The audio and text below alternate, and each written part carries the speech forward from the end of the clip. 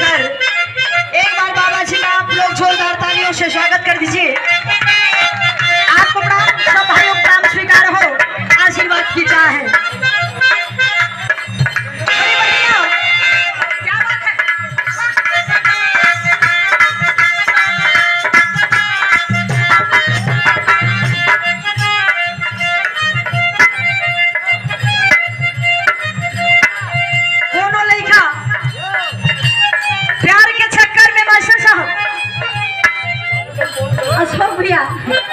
कोनो लड़का कोनो लड़की से प्यार कैलस, प्यार ऐसा चीज होला।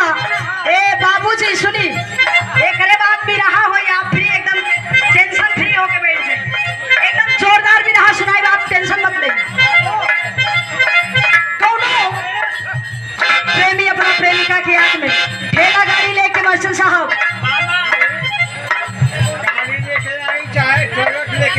अच्छा लेकिन निर्गुण